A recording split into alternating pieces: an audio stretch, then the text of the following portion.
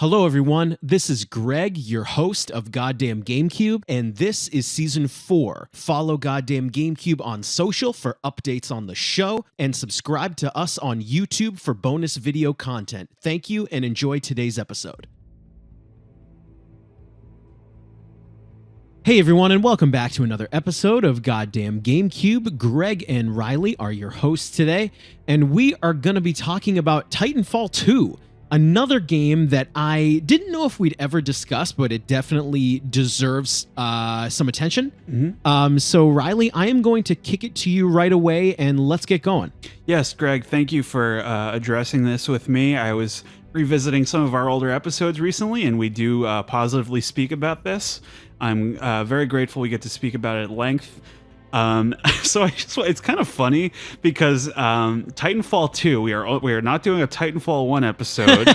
I just want to very briefly, I have a quick rundown of Titanfall 1 because I haven't played it. You didn't play it, right? Did you play the first one at all? I played a few hours of it when it came out. Okay, so basically what I have here, Titanfall 1 is an FPS released in 2014. The debut release by the former Call of Duty team.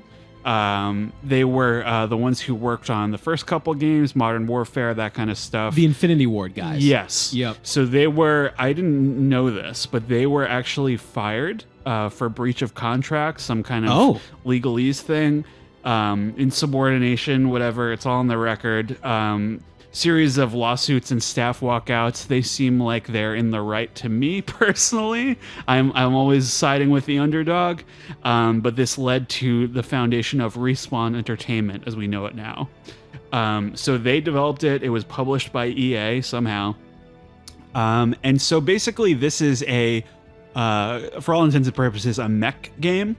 You have a bunch of kind of different looking mechs.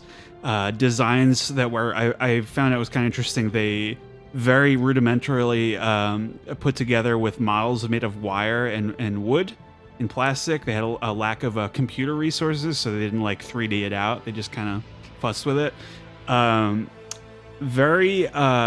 basically, I think one thing I wanted to bring up that I think is a lost art in game is that this game was populated with multiple computer-controlled characters. To not only improve the fluidity of gameplay, keep it consistent, keep it moving, but to also create a grander sense of scale. And this is something that I really liked about the early Star Wars Battlefront games, the Pandemic Studios. Like there was always like a shitload of people on the map to feel like you were in a large battle. And are you referring to single player or multiplayer? That's the twist here. Yeah, a little bit of both. So for all intents and purposes, this game is basically multiplayer only. The first one. There is a sort of single player that is more or less a tutorial. It's just kind of like a faux game type. Like, did you play that at all? Is that what you played? So I didn't play that. The little connection I was gonna make, I have only played one other multiplayer game where the multiplayer map is purposely populated by computer characters. Okay. And oddly enough, it was the Turok game on Xbox 360. I like that game a lot. Yeah, that game did that too. That was, not to get too far off the rails, but I played that on a whim, and I think everyone hated it. But I had a good time. Me too. Anyway, that's the only close, connection I have to something like that. Yeah, so these were scripted multiplayer engagements that they had like a little bit of backstory on and stuff, but it was overall just like a tutorial for the multiplayer. It got very negative reviews. Basically what I wanted to get down to here was this is sort of where you get the cat and mouse dynamic here with the pilots and the Titans. So your pilots are your normal sort of Call of Duty guys running around doing all this kind of stuff, and the Titans are their partners, the huge mechs, and they sort of exist in tandem. If you're on the ground, you are threatened by the larger one, but you can do a lot more. You're a lot more agile, do some parkour tricks, that kind of thing. So interestingly enough, this first game used a lot of cloud computing. Do you know much about this? No. So it's like a lot of the work is being done by the cloud when it comes to for the servers, the physics, and the AI. which is very like. So it's like it's happening in real time. Is that what you mean? Yeah, from what I understand. I don't want to. I don't want to like punch above my pay grade here. Okay. But I thought that was kind of interesting to bring up that this was a adoptee of this where. I guess to lessen the load on consoles or your system or whatever. But yeah. So this game was to me, it just kind of came and went because I was into that game Hawken at the time. Yeah. Different, like kind of a little bit more rugged, it seemed. And it was just kind of like, whatever. But so this game, it introduced the central conflict here is the two factions. You have the Frontier Militia, that's your guys, and the IMC, which are an industrial conglomerate, kind of like the East India Trading Company, but like in space, I guess. So it's very sci-fi, sort of futuristic. I mean, ultimately, it seems like a good blueprint for what we have in Titanfall 2. But I did want to mention, I don't know if you know about this, it was very vulnerable to hacks. I guess this was like their first project. A lot of cheaters. And eventually, people started filtering out a low player count. They actually started ending sales of the original one. They started taking it off platforms just because they couldn't afford to maintain, keeping the cheaters out, which is kind of a sad fate for any game. But that's the story of Titanfall 1. So we're going to get into the second one, which notably, I thought it was very interesting. It was like they were determined to have a single player, which is the majority of what we're going to be talking about today. It's so weird that this game that just sort of came and went has a sequel that has so many interesting things about it, like very unique things that I haven't seen done in other games, and it's very odd to me. So this one came out in 2016, received critical acclaim, but it was a commercial disappointment. There was a distinct lack of marketing. I remember finding out like months later, the second one came out, it's like, so, and this was released during a very crowded FPS release window. So you had Battlefield 1 at the time, which was enormous. And you also had Infinite Warfare, which was the space Call of Duty. So, not ideal. It didn't do very well commercially, but hopefully trying to spread the word here, just so you can maybe appreciate this underrated classic. So essentially, the basic premise here is you have a very generic seeming kind of protagonist, Jack Cooper, and through a tragic turn of events, he inherits like the most advanced Titan mech in the Frontier's arsenal. And he finds himself tasked with becoming because he's just like an ordinary man, becoming a pilot and completing his former captain's mission. So this is pretty much an instant win for character motivation if you can handle it well, I think. Where you have like a Solaire sort of, or not Solaire, Oscar, where you have I'm gonna help you. I'm gonna hand the torch. I'm gonna give you this amazing thing, and I need you to fulfill my mission, right? Sure.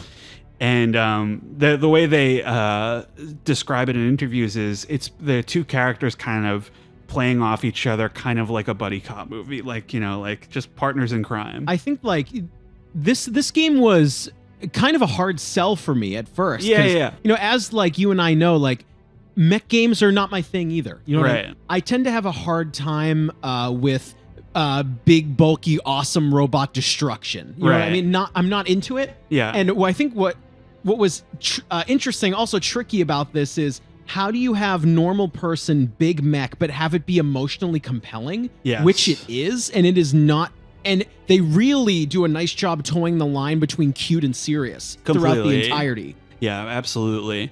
So in that vein, I wanted to get a little bit into the memorable aesthetics of this, where I found that the pilot attire and weapons, like, they're pretty interchangeable. Like seemingly, that's kind of where I was coming from. Like, I don't know if I'm into this, That was the Call of Duty part. Yes, exactly. And I'm like, it kind of looks like they're contemporaries.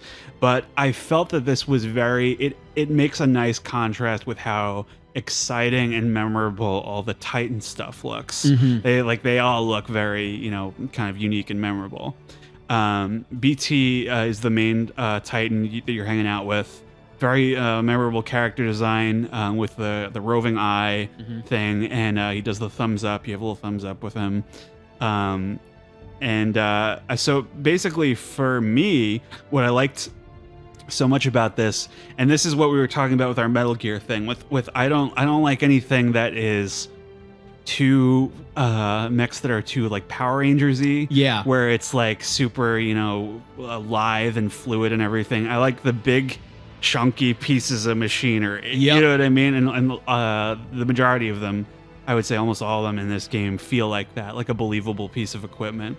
And a small detail I noticed upon revisiting this is that when you climb into BT's cockpit, the HUD is comprised of like presumably 4 or 5 different fiber optic cameras, and they all kind of pivot into position. Like it's not just one screen, it's like a couple different cameras. It's kind of like cool. You're seeing through the eye. Yes, exactly. 100%. And one of the interesting things also was the ship design in this, because there's a good amount of spaceships and all that stuff. They were trying to convey that these were not warships, because this is sort of the frontier, and all these are being sort of the Titans too, kind of being retrofitted from an agricultural or industrial role into war. And I thought that was a cool way to do it. I found Cooper's voice acting kind of inoffensive. He's not. He's like vanilla, normal, but he's not like, it didn't get great on me. And I would call BT's performance like the key to success here. I mean, it's kind of like what I said before, where I think it's specifically BT that you really stride that line between cute and serious. Yes. Where you're trying to, it's very serendipitous. I happened, very recently, I was reading a bunch of the Google Sentient AI documents. Yes. And kind of reading how like a quote unquote robot would talk to a human. Right. So going back and revisiting Titanfall, I almost feel like I'm now looking more closely into how would you voice act script a AI essentially, right? So, and I should be clear that like he is, I believe, the only one that has an AI attached to him. I think so. Only one of his own personality. So the voice actor, I want to give credit here, Glenn Steinbaum. Very understated performance. Very much the key to its emotional success. I feel like in the wrong hands, it could have been, or mouths, we'll say, it could have been kind of like trite or cringy. Like, I am discovering emotions, come on. But it's very like, yeah, go ahead. So like, there are actually like 2 lines that I picked out that I thought were very funny. Sure, yeah. I don't know if you, perhaps I can go for it now. Yeah, go ahead. So something that I thought was really funny was, at one point Cooper says something, I think I'm gonna need some new underwear, and then BT says noted for the next supply drop. Yeah. Right? We're like, you have that disconnect where he wouldn't understand joking. Yes. And it's not too robotic. It just sounds like a guy saying, all right, cool. And there's another really funny one too, where there's this little running joke in the game where Cooper says something, you're going to have to throw me. Yes. And then the robot, I shouldn't say the robot. Robot. Yeah, BT ends up like almost like internalizing throwing as like a method to completing a mission. Yes. So they're actually, we'll talk about the end of the game later, but there are some moments towards the end where he's like, BT will actually say, we have to engage the throw, and it's almost like it started as a cute joke, but now that endearing line about having to throw him, almost like Gimli. Yes, like, you should throw me. It almost becomes like this very like heroic moment too. Well, so they work on it over the course of the game. It's kind of funny because it's you do need him to throw you. Yeah. But sometimes it doesn't work out. Like in the beginning, and then as over the course of the game, it kind of becomes like a trust fall thing almost. Like so it works. It works for me. Before we get too far away from this, I wanted to mention that the sound design is incredible. Yeah. Very impressive. Just in terms of so much shit is going on. There's so many enemies on screen. You can have a couple Titans on screen at once, all their different weapons and stuff.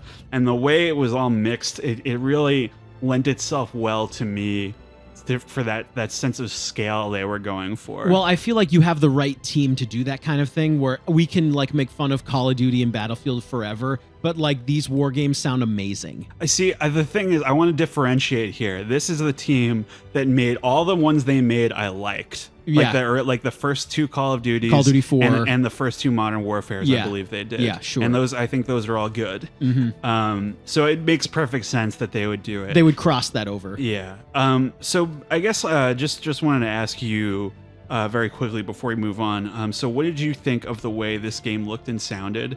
And did you feel that they adequately conveyed the scale and power of Titan combat?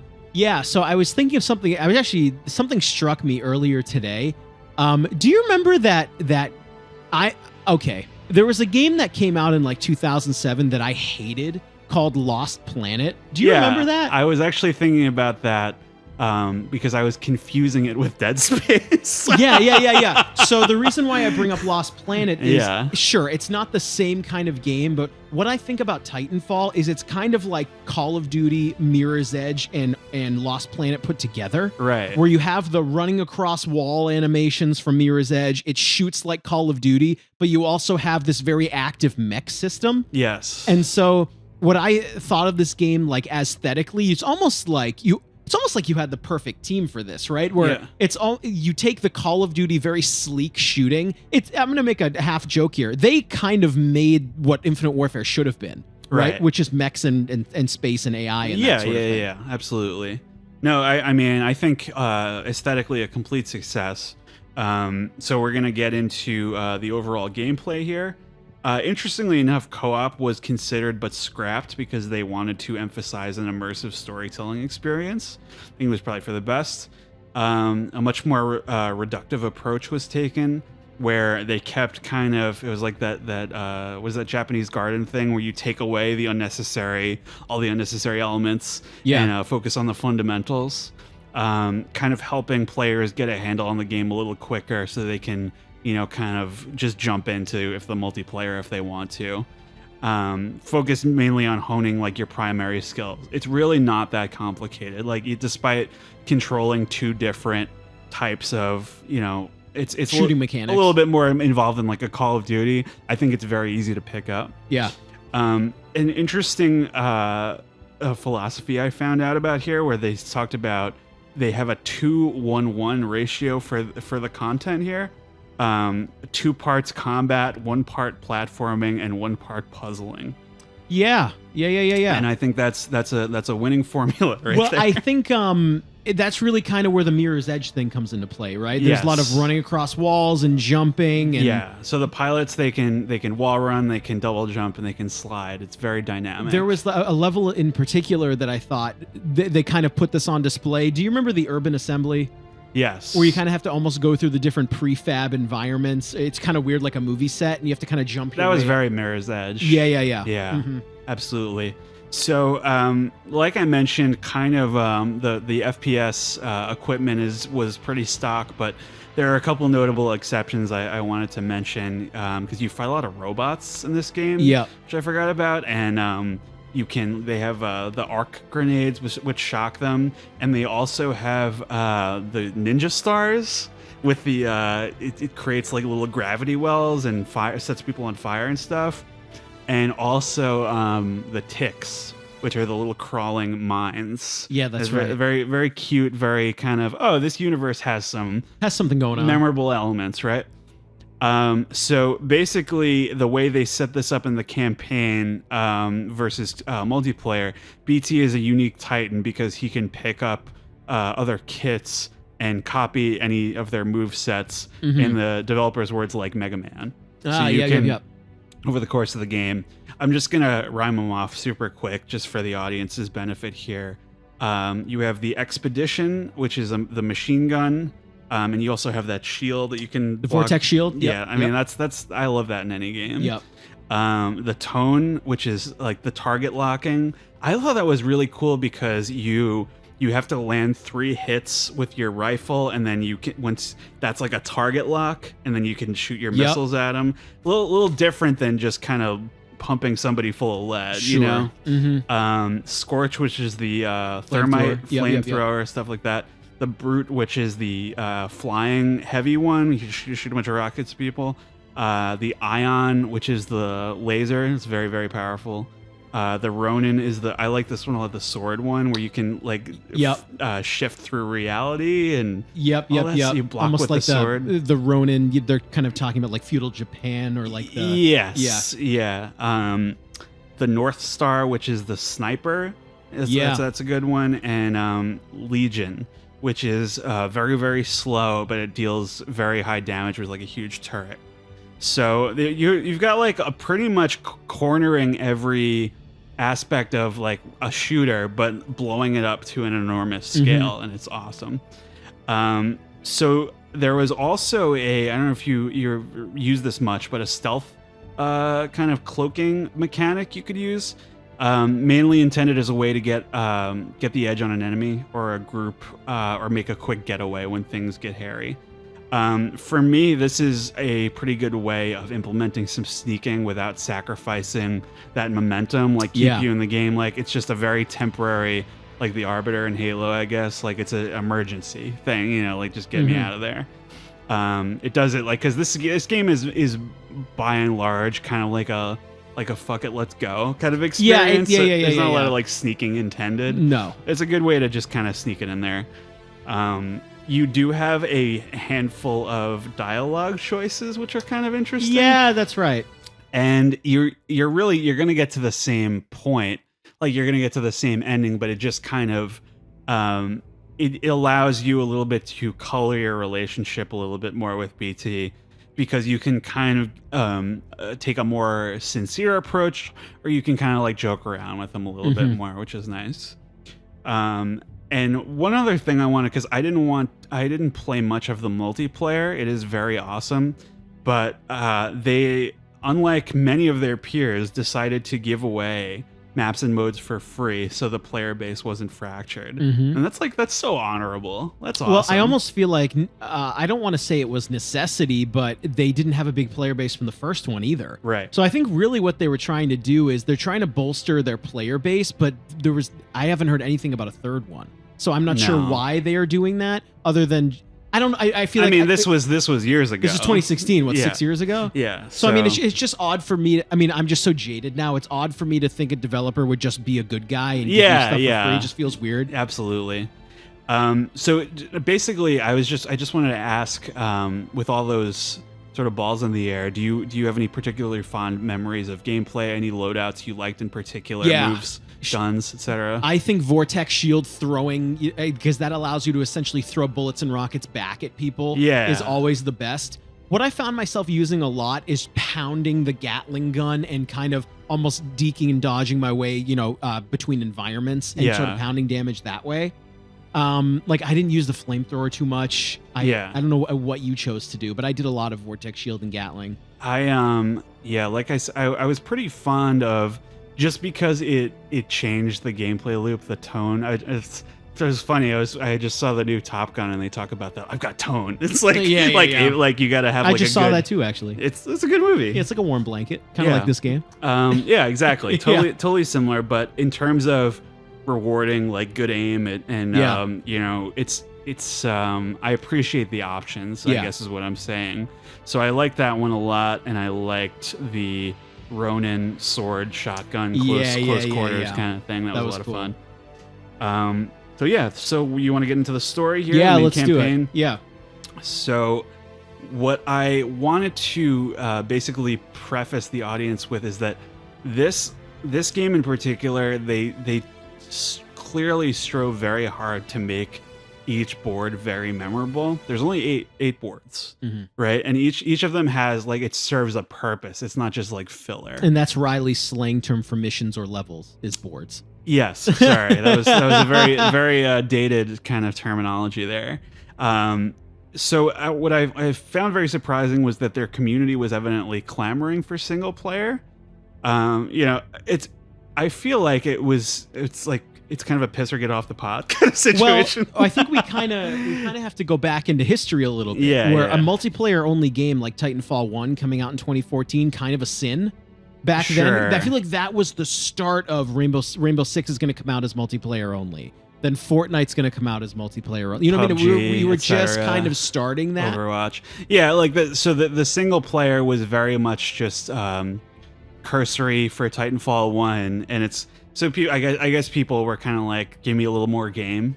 Well, sure. And I think number 2 was a big reason I think why we're even covering this is because of how surprisingly good the single player is. Yes, absolutely.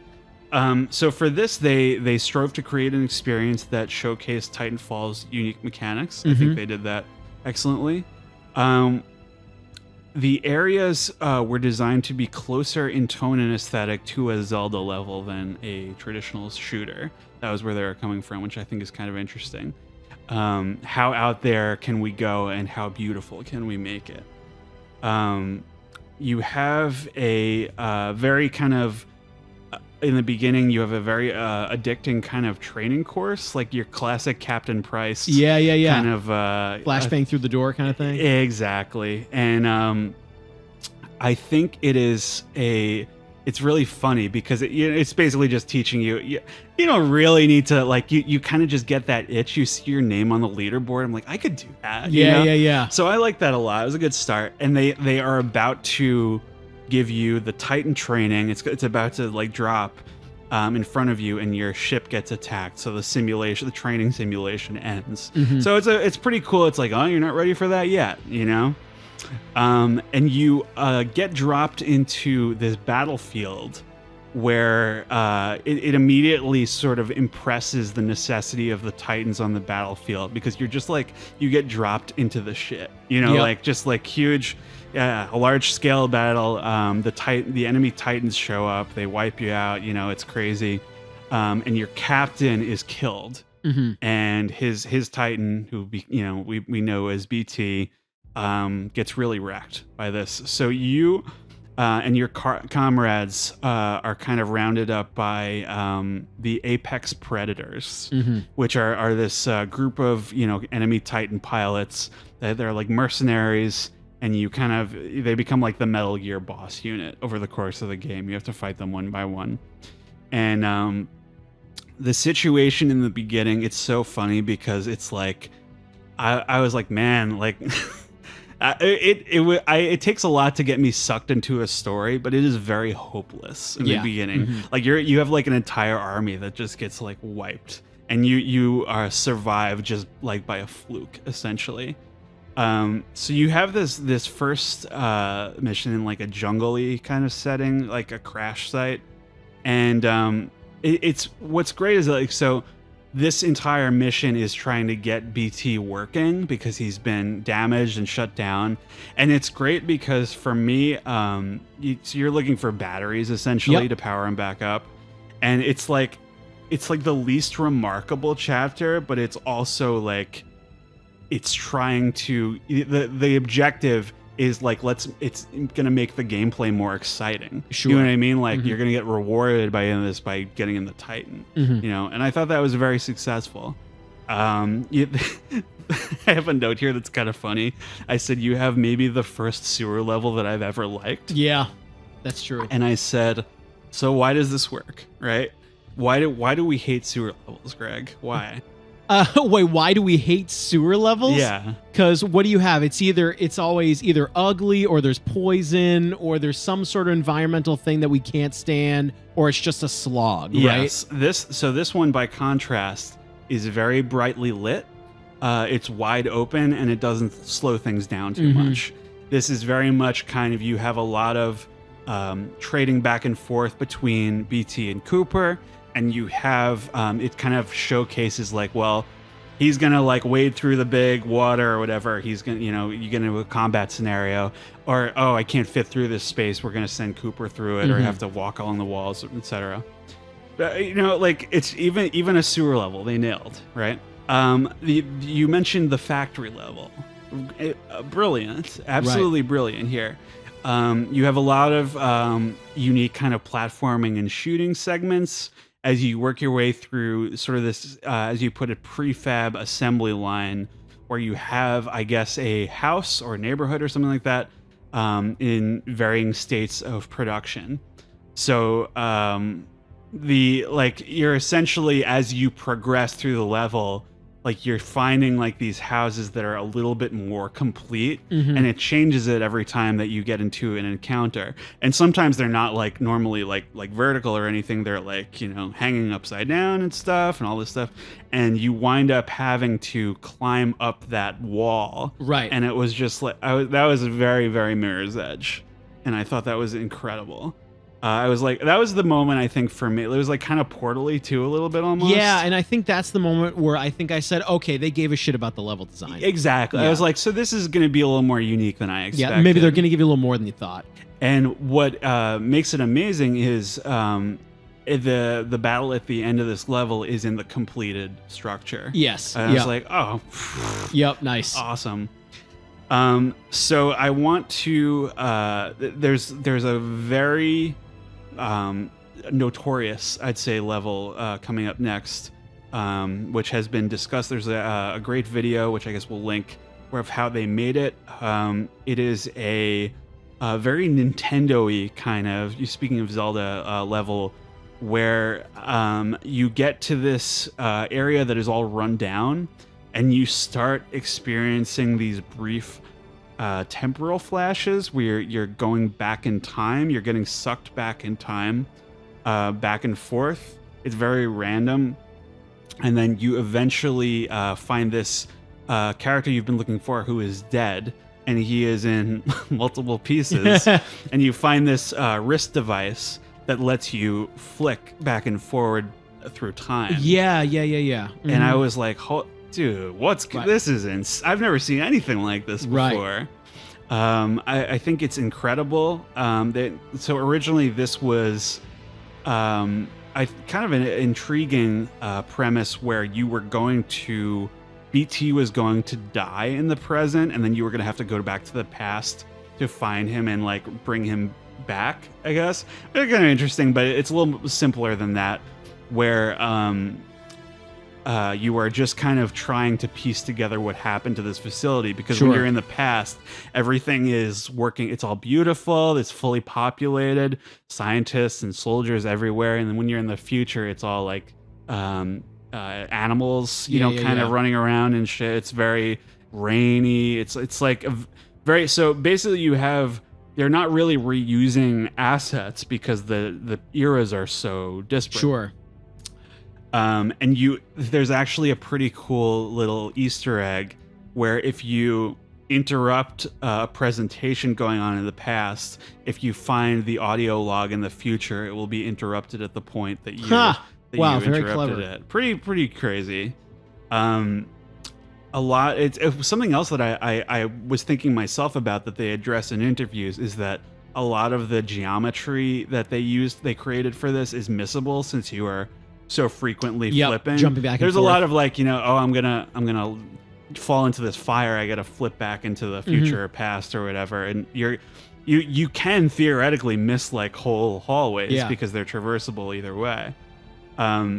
It was one of those like I recalled our conversation with Bill Gardner where it was a lot of symbiosis between the art team and the design team. Sure. Where you have the level designer handing off kind of gamey geometry to the art department and hoping they can make it work. Yeah. And what I found out was that Respawn now uses this tactic to test new hires. Like, we have this geometry, we need it for this level. Can you make it look like a real thing? Oh wow. And okay. I think that's a very, very interesting way to test someone's creativity. You also have like C4 that you can use in this, and I think that's awesome because you can like drop it in the past and flip back to the future and then trigger it, etc. Yep. Oh man, you can do a lot. And what I thought was pretty crazy about this was they said it was inspired by the Nightcrawler scene in X-Men 2. I don't know if you remember this at all, but there's a scene where this character is breaking into the White House and he can teleport, and every time he teleports he disappears in a puff of blue smoke, right? And so they're like, where is he and like they're trying to track him down and stuff. And so basically that's what you're doing to the enemies in this level because they're watching you blink in and out of existence. Right, sure. And it's like, so you're getting like this huge panic. And it winds up, obviously you kind of realize that you are the one who caused this place to fall apart. Right. And so it ends ultimately with this device that you've been looking for exploding, and there's like a freeze frame, and it's all like, so you've been snapping back and forth the whole time, and it's all sort of converging here, and you have a platforming sequence along. I mean, this is really like, you really have to experience it for yourself, but you are it's in the middle of an explosion, and you have to like parkour along things that are flying through the air. Yep. And it was like, holy shit, this level is unbelievable. It's like you guys thought you would get this from Titanfall 1 and the Call of Duty guys, right? Absolutely right? not. I mean, yeah. and it's I feel like a ton of people would love this, would eat this up. Right, sure. So a little less remarkable is the following level, where you have to like call for help. You have to adjust like a relay, and this is a very parkour heavy thing.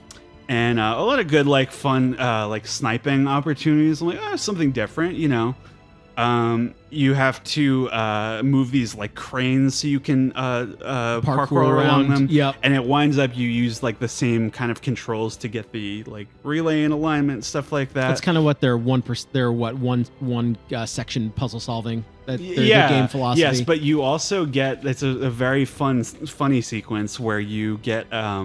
this called the arc gun, I believe, and you have to like shock open doors with it, but you have to do this thing to power something up where you run into like it's almost like a Metal Gear like microwave situation where you have like 30 seconds to do this, and you have to shoot this little gun like 1,000,000 times, and there's panels all over a room. I'm like, I haven't seen that before. Right. That's kind of fun.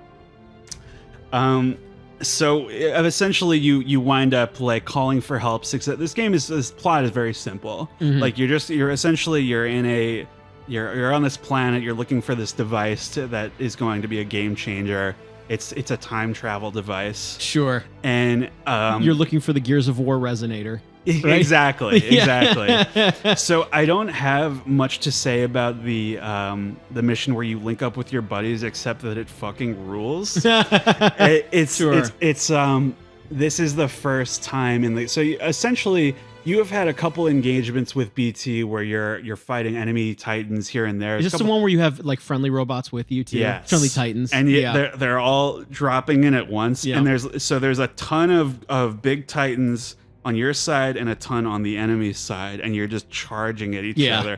I'm like, dude, you fucking nailed it. This is literally the moment that I actually have a note written down here that it said, I think this is just the better version of Lost Planet. So that's kind of this, because they were trying to do that. Yeah, because so many other developers would have had that sequence way earlier. It wouldn't have felt like an earned like climax. It's really like, let's go. Do you have any experience with Armored Core? Not a ton. Because I don't. No, I've only seen a little bit of footage because of it's our guys. Yeah. Miyazaki. Yes. Yeah. I mean, maybe someday I'll check it out. Yeah, it's the only crossover I can think of. It's very popular. Yeah, shitty Lost Planet and Armored Core. Yeah. So I love that part. I thought that was awesome. And then you get an awesome. There's a lot of awesome and interesting in this episode. Apologies. a little bit of geeking out. We're just using a lot of Call of Duty words. Like awesome, sick. Yeah. There is a mid-air chase that I loved. This game is like just keeps topping itself. Right. All in 4 hours. Right. It's a very, very short. I played this originally on Game Pass. Me too, I believe. Hopefully it's still on there if you want to check it out. But a lot of great platforming here where you're it's almost like feels like a Smash map where you're racing along this landscape or on these ships, jumping from ship to ship. This is where that throw comes in, where he's like, I have to accommodate that we're moving at 1,000,000 miles an hour or whatever. And a very kind of tense moment where you have like what's called the data knife. So your knife also has like a USB thing in it or whatever, and you stick it in the ship and you have to drive the ship and you have to like line it up. It's like, man, what am I doing here? Like, this is crazy. And this was actually my favorite boss fight of the whole thing with the flying Titan that you have to fight. Yeah. He has the sniper rifle. Yep. Because I found the bosses overall not as like up to par with the rest of the experience. Like it's just another Titan fight. It's kind of hide behind wall shoot. Right. Yep. So this one stood out to me. Viper is the character. We're getting towards the end here, believe it or not, but I have a handful of gripes about the last level. Overall, I think it is very successful. So you find the Arc device, as I mentioned. BT hides it in his cockpit, and you get captured by the mercenaries, Apex people. And he eventually are like, you gotta open up, or we're gonna kill Cooper, right? And you get kind of an interesting thing here, and he's like, trust me. And he almost texts your helmet. Yes. Do you remember that little moment? Very nice. Very nice. Yeah. This is kind of an interesting moment. I was actually watching this cinematic today before we recorded this. Yeah. It's a weird little moment here. Like I said recently, I was reading into the Google Lambda sentient AI thing. Yeah. And the big question I always have is like, can sentient AI lie or intentionally deceive? And I feel like BT does it in this scene where he says something like, a voice, essentially the mercenary guy's like, give me the Arc, tell your robot or tell your Titan to open up. Right. And then the BT from the back goes, cannot understand voice command. Like essentially he's saying you're not Cooper, so I won't open. But I'm like, is he being cheeky? Like he clearly knows what someone's asking him to do, but then he texts your HUD, trust me, right. or something like that. I'm like, this is like very clever and also cute. Yeah, like, what's gonna go on here? No, and it's very much like a payoff of the trust you have for each other and all that stuff. And they essentially like kill him, air quotes. Right? Yeah. So very sad. You wind up taking out his core or whatever. And what I thought was, this final level is even has a memorable aspect where your gun that you have here, it's like a little emergency kit. It is guided by his AI, so the bullets auto target. They auto headshot. So even if you're not aiming at somebody, it's like a really cool moment where essentially like BT deceives these villains into getting close to him so he can start ripping them to shreds. Right. But he eventually, quote unquote, dies. Yeah. But with sort of his last, I guess I'll call it his last robot breath. Yeah. He said, please, he calls it like a Sir kit or something. Yeah. So he essentially gives you his eye, which is an emergency kit. Yeah. And in it is a handgun with his targeting system. And I think it's one of those AI knives. Yeah. And then as you're essentially sprinting through the final level with a handgun, but it's with robot precision. So everything is a headshot. Automatic. Unlimited ammo. It's a very good way of like building momentum as you this is the end, like you're the shit at this point. Yeah. And so what winds up happening is they drop a empty Titan in, and you stick his AI core back in. His like thoughts and memories populate a different shell. Yes, and so this is the last model of Titan you get, and it's the Legion one, the one that's super strong.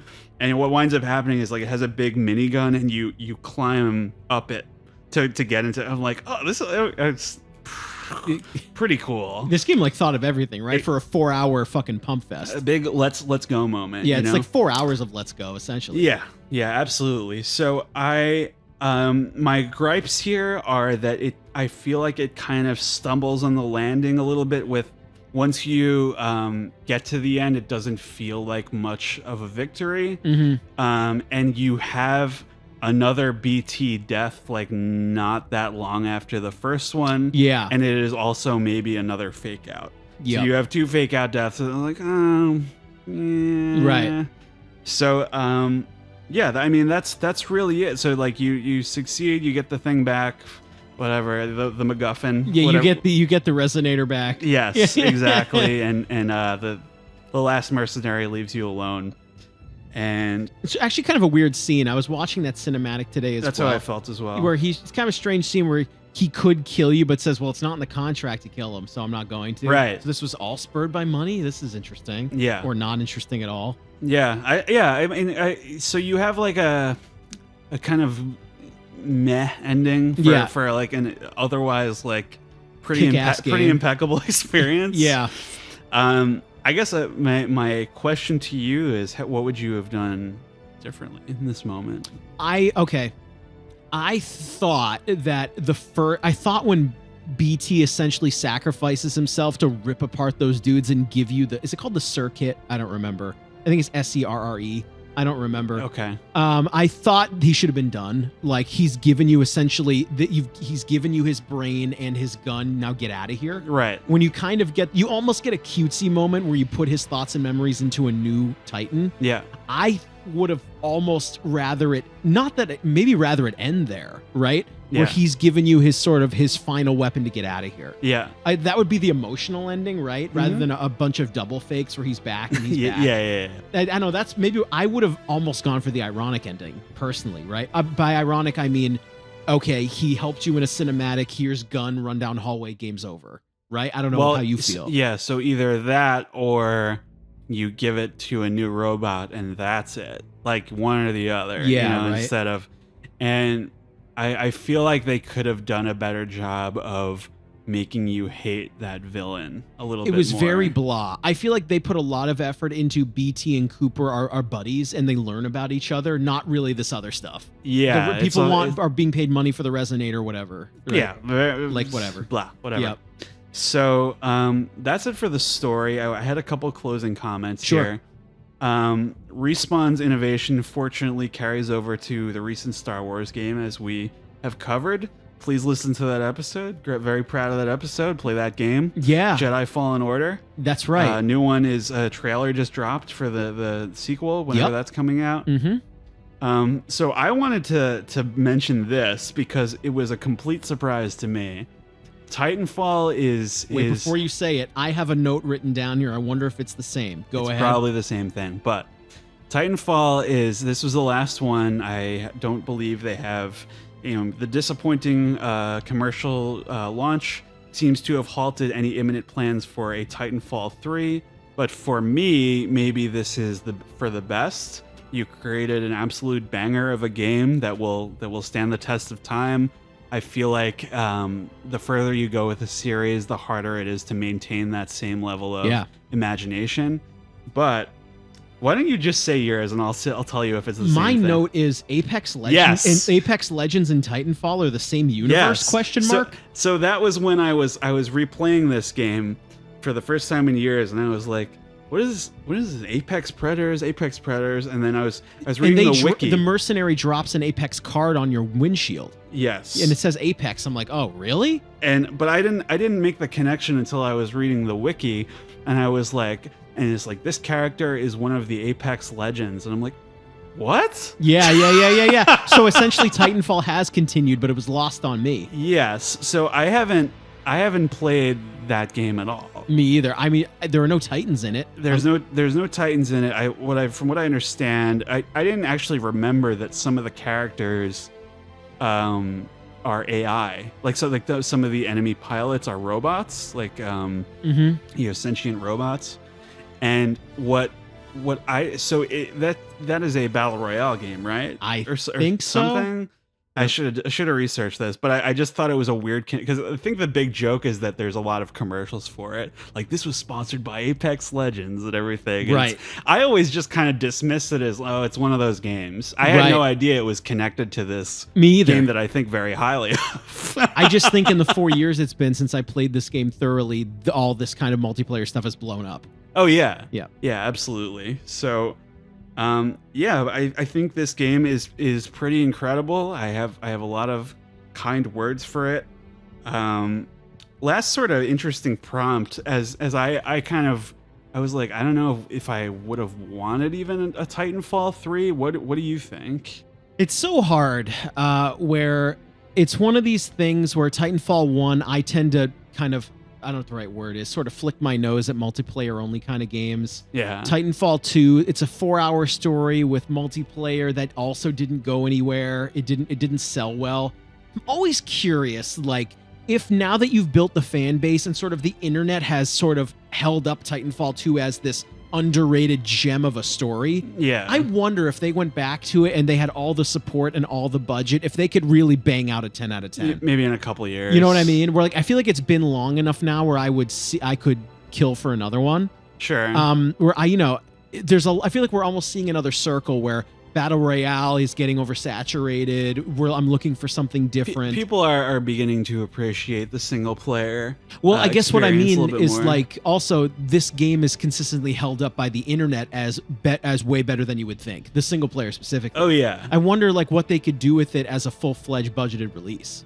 I know. I don't know. Hard to say. I mean, that's kind of why I picked it up in the first place, was word of mouth. Yeah. So now you're kind of seeing that. I don't know. As long as you kind of continue to innovate and had things that I've never seen before, like that time travel level is like unbelievable. Hey man, like I feel like what I kind of learned from Titanfall is like these game developers and directors and writers, even though okay they made Call of Duty, that doesn't mean these guys are not creative, that they don't have these these awesome sort of things you would not expect in terms of level design and parkour and time traveling. Yeah. These are all very talented dudes who made a very interesting game. Mm-hmm. And I think the stigma that they make Call of Duty, even though they made the good ones, I thought you were just going to get a fucking stupid pump fest. And it's not that at all, which is very interesting. That was what held me back from playing it. Of course, me first too. When I released, etc. Yeah.